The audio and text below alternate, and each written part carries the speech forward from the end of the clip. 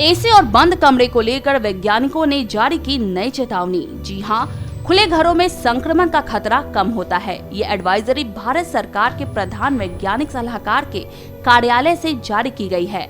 Advisory में कहा गया कि कुछ सामान्य कदमों से संक्रमण के खतरे को कम किया जा सकता है। एडवाइजरी में कहा गया कि अच्छे वेंटिलेशन से एक व्यक्ति से दूसरे व्यक्ति में कोरोना फैलने का खतरा कम होता है। जैसे खिड़की खोलने पर बदबू कम हो जाती है, उसी तरह खुले दरवाजे, खुली खिड़की और एग्जॉस्ट फैन से संक्रमण के खतरे को कम किया जा सकता है।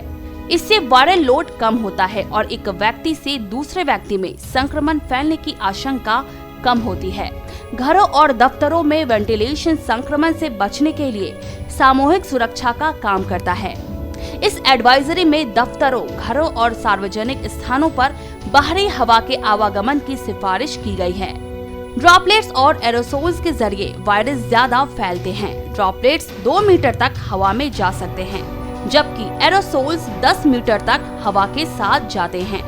ड्रॉपलेट्स और एरोसोल्स दोनों इंसान के छींकने, खांसने, थूकने या बोलने से निकलते हैं। जब कोई व्यक्ति संक्रमित होता है तो इनके जरिए वायरस दूसरों को भी संक्रमित कर सकता है।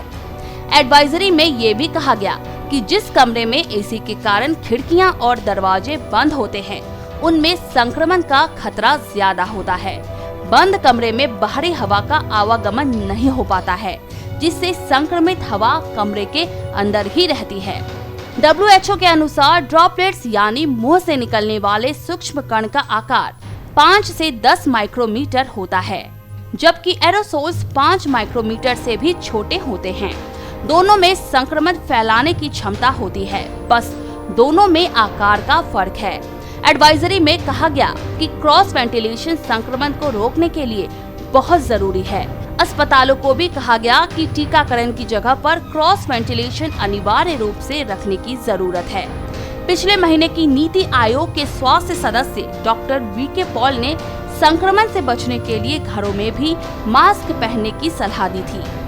कोरोना वायरस हवा के जरिए फैल रहा है या नहीं, इसे लेकर कई रिसर्च रिपोर्ट छप चुकी हैं। इस साल अप्रैल महीने में मशहूर साइंस पत्रिका द लैंसेट ने दावा किया था कि कोरोना वायरस हवा से फैल रहा है। MIT रिसर्च में भी हवा से संक्रमण फैलने की आशंका जताई गई थी और कहा था कि 6 फीट की सोशल डिस्टेंसिंग बहुत असरदार नहीं है। हवा से कोरोना फैलने वाली रिपोर्ट को लेकर WHO भी अपना पक्ष रख चुका है। नहीं है जितना क्रॉस वेंटिलेशन का है।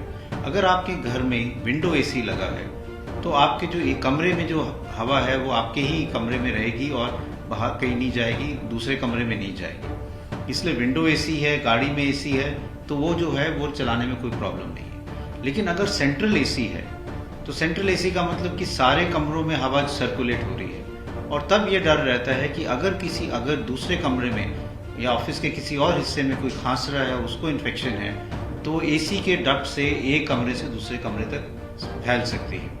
अगर विंडो एसी लगा है और वो एक ही कमरे में है और वो घर में ही लगा है तो उसमें कोई एसी चलाने में कोई डरने की बात नहीं है। सेंट्रल एसी का ही इशू है और ये कई हॉस्पिटल्स में जहाँ पे पेशेंट्स हम दाखिल कर रहे हैं वो अपना सेंट्रल एसी बंद करके विंडो एसी लगा रहे हैं, क्योंकि जैसे जैसे गर्मी बढ़ेगी और अब जो डॉक्टर्स हैं या हेल्थ केयर वर्कर्स हैं सब PPE भी डाल रहे हैं, उसको डाल के इतनी गर्मी में बिना एसी के पेशेंट देखना तो एक और इशू बन जाता है। WHO ने कहा था कि अभी तक के सबूतों से पता चलता है कि कोरोना संक्रमण मुख्य रूप से 2 व्यक्तियों के संपर्क से फैल रहा है। ये संपर्क 1 मीटर की दूरी पर भी खतरनाक है। एक संक्रमित व्यक्ति के एरोसोल्स या ड्रॉपलेट्स दूसरे व्यक्ति की आंख, नाक या मुंह के जरिए प्रवेश कर संक्रमित कर सकते हैं। WHO के अनुसार ही विषाणु जनित दीवार या सतह को छूने से भी संक्रमण फैल रहा है। सतह या दीवार छूने के बाद लोग अपनी उंगली आंख, नाक या मुंह तक ले जाते हैं, जिससे संक्रमण फैलना तय है। सौराष्ट्र के लिए पूनम शाह की रिपोर्ट।